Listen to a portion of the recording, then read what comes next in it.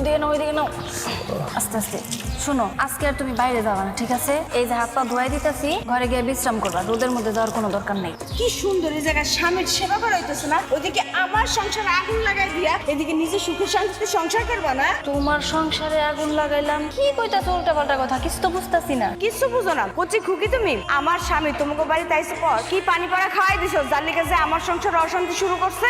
দেখো, মুখ সামলায় কথা কইও। তুমি সব সময় আমার এরকম ভাবে ছোট করে কথা কও, আমি কিছু মনে করি না, কারণ এই বাড়িতে তোমরা আমার যেভাবে রাখছো আমি আর আমার স্বামী ঠিক সেইভাবেই আছি। কিন্তু এই বলে তোমরা আমার যখন তখন অপমান করবা, আমি কিন্তু মাইনা নেব না। তোমার স্বামীরে কি কান পড়া দিছি? হ্যাঁ ঠিক আছে, বুঝলাম। তুমি যদি আমার স্বামীরে কোনো কথা নাই কও, কান পড়া নাই দাও, তাহলে কি আমার গায়ে হাত তুললো কেন? তোমার গায়ে কেন হাত তুলো এটা কি আমি জানি? এটা তো তোমার ভালো জানার কথা। দোষ করো তুমি আর নাম হয় আমার। এমন কিছু করতো তার কারণে তোমার গায়ে হাত তুলছে। আর তাছাড়া আমার দেওয়ার তো আমাকে সামনে কয়েই গেল যে আমার স্বামীর চিকিৎসার জন্য নাকি ও ঢাকা থেকে টাকা পাঠাইছে। সেই টাকা তো তুমি তোমার নিজের কাছে রেখে দিছো। কই, আমাকে তো একবারের জন্য কও নাই যে আমার স্বামীর চিকিৎসার জন্য টাকা পাঠাইছে। কেন আমি তোমার টাকা কেন দিমু? আমার স্বামীর ইনকাম করা টাকা আমি তোম করে কি লিখে দিমু? শোনো, আমরা চাই না, আমরা তোমাকে কাছে কোনো টাকা পয়সা চাই না।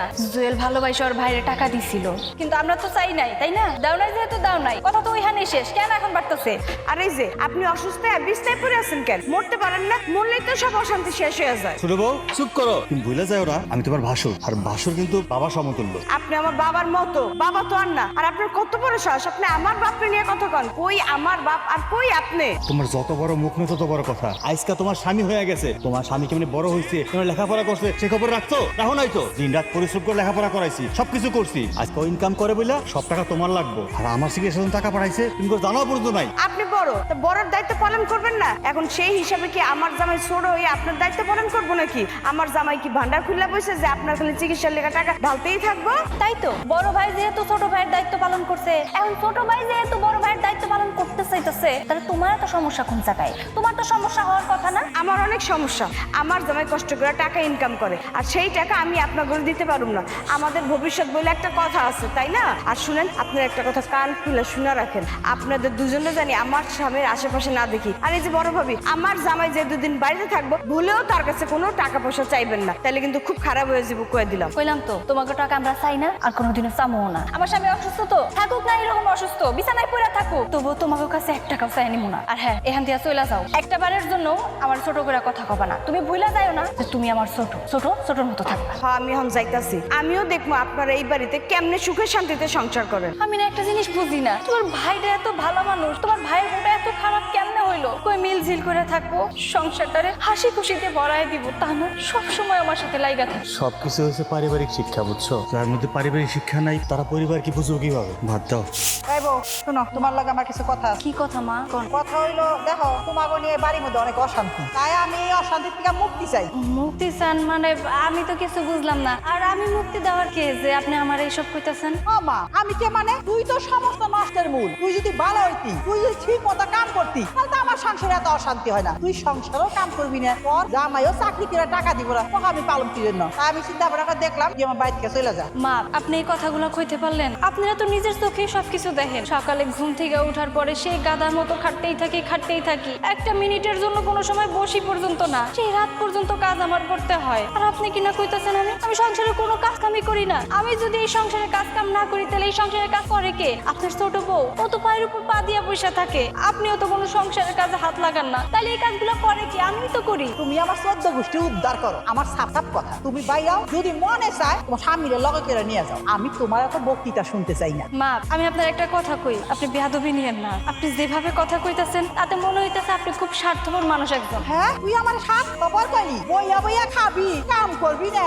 আবার আমার ছোট পোলার বললে মুখে মুখে তর্ক করবি, ঝগড়া করবি, হ্যাঁ, আর পরে আমি আদর করুম। মা, একটা কথা কই, আমি এই সংসারে যেদিন থেকে বউ হয়ে আইছি না, সেই দিন থেকেই দেখতেছি যে আপনার বড় পোলা গাধার মতো খাইটা গেছে, কত কষ্ট না করছে এই সংসারের জন্য। আর আজকে এমন একটা দিন আইছে যে জন্য আপনার পোলারে আমারে আপনি ছোট করে সবসময় কথা কইতাছেন, এই সংসার থেকে পর্যন্ত বের করে দিতে চাইতাছেন। কেন মা, আপনার বড় ছেলে কি এই সংসারের জন্য কিছু করে নাই? হয়তো বা নিয়তির খেলা, পরিস্থিতির শিকারের কারণে আপনার পোলা আজকে একটা দুর্ঘটনার কারণে এমন হয়ে আছে। ও কি সংসারের জন্য কোনো কিছু করে নাই? আপনাকে বিবেক বোধ আসলে কোনো কিছুই নাই। যদি থাকতো তাহলে এই ধরনের মিথ্যা কথা আপনারা কইতে পারতেন না। ও মা, আমার ছোট বোনের ভালোবাসুন না, আমার ছোট পোলা টাকা কামাই করে সংসার চালায়, তার স্বামী সংসার চালায়। এখন যদি তোমার লিগে আমার ছোট পোলাই সংসারে টাকা দেওয়া বন্ধ করে দেয়, কিন্তু আমারও খাওয়া বন্ধ হয়ে যাবে। তুমি কি সেইটা চাইতেছ?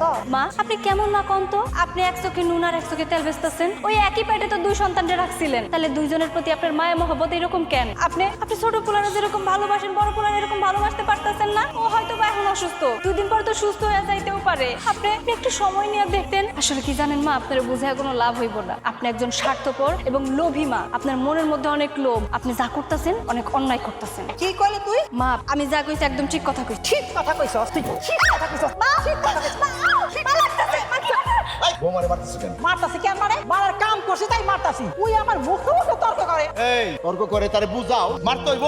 আমি ভালো করে জানি আমার বৌমা খুব ভালো। বৌমা এমন কি কাম করলো যে তার গায়ে হাত দিতে হইব? তুই এমন কি কাম করে নাই? ও আমার ছোট পোলার বললো তুলনা করে, হ্যাঁ? ওর বাতারের 1 টাকা মুরাদ নাই কামাই করার জন্য, আমার আর বড় বড় কথা।